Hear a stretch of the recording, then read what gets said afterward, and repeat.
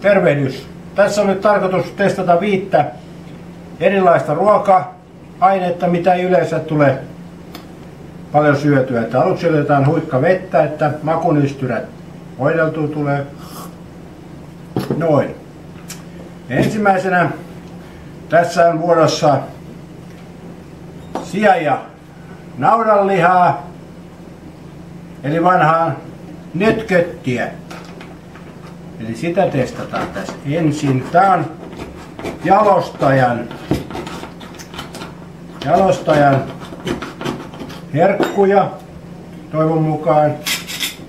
Näin mahtavaa sisältöä täällä on, ja sitten maistamme.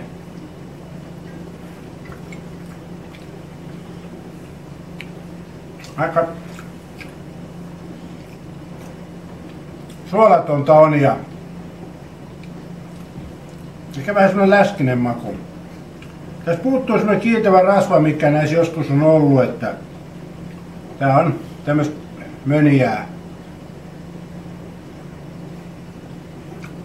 No 2 vuotta, mutta mä annan 3 vielä. Noin. Se oli siinä. Ja pisteet mä antaisin tälle 3. Ja sitten vettä päälle.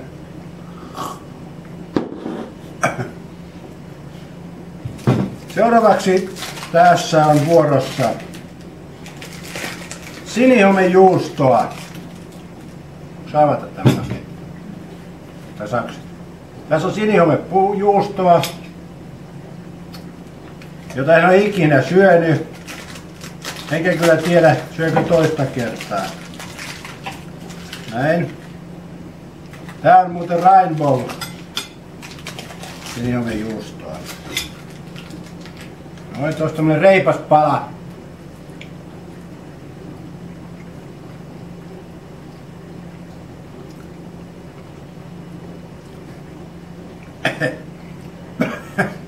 Joo, ei mitään.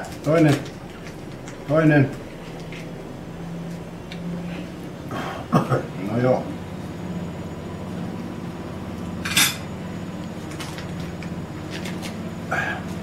Kyllä aika kauheeta on, mutta ei se ihan nollillekaan mene. Pisteet annetaan nyt kuitenkin, tää käy jossain pizzassa ja muussa, niin sitä perusteella annetaan 1 piste. Ai. Otetaan vielä jotain tämmöstä. Napan tähän samaan, ettei makeet sotketa. Eli tässä on John Westin sardiinia. Ikinä en ole maistanut tätäkään. Oho, nyt meni pitkin pöytiä. Se kuuluu tähän tieteelliseen tutkimukseen. Ja laitetaan vettä väliin. No niin, ja sitten maistetaan sardiineja. Nämä on sunflower oilissa, eli mikä se nyt on, aurinkokukkahöljy.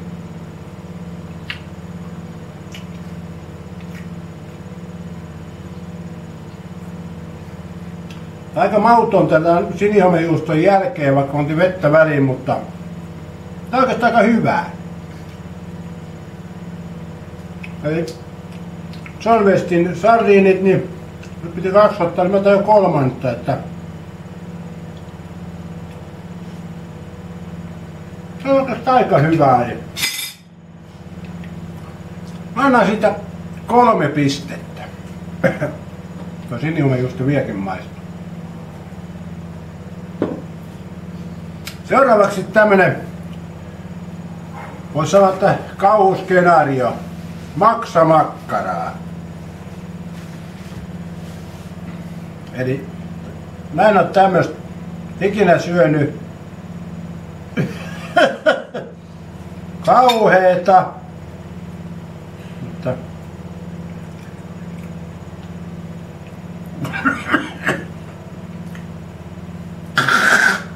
hyi helvet. Snellmanin köyhät maksavat.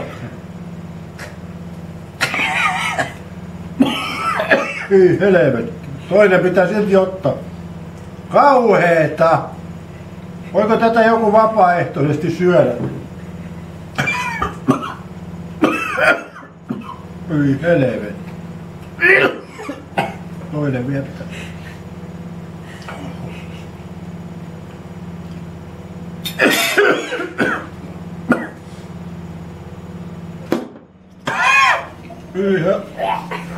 No.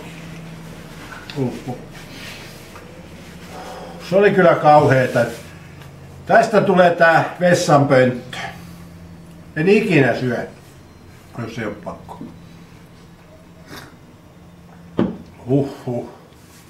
Näitä aineita on muuten tässä pöydällä on 6. Vaikka 5 piti olisi mitään. No. Tässä on sitten tämmöstä lime-gurdia. Mitäs tää nyt on? Limettitahnaa. Käytetään kakkujen ja torttujen täytteenä sekä levitteenä. Vastetaan tätä.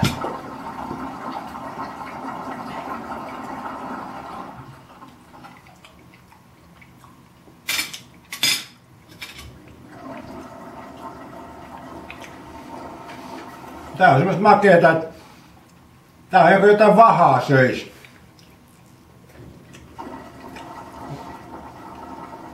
Kenkä, plankki ja vahaa. Tai jotain ei kyllä hyvää ole tääkään. Kyllä tämmöstä, että kai sitä jossain täytteenä voi käyttää, mutta aika makeeta on. Sitten viimeisin, vaan ei vähäisin, Rainbow Tiramisu. En tiedä mitä se on, en ole koskaan syönyt, mutta kohta se selviää. Annoisiko tuolle pisteet tolle, mikä se oli, lime-gurdille. Tästä johonkin voi käyttää, että annetaan sille nyt vaikka 1 naaman kuva. Joo. Ja sitten tää tiramisu.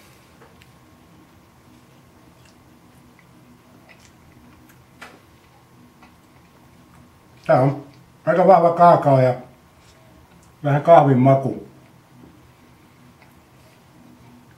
Kylmää kahvia. Tämä on muuten kermalikörin makuinen. Paitsi että tässä ei ole alkoholia. Kyllä tämä voisi, tämmöisestä voisi syödä ihan vapaaehtoisestikin. Annan tästä tiramisusta 4. Siinä oli tällä kertaa. Tällä kertaa makutesti tässä. Kiitos katselemisesta ja makunautintoja etsimään.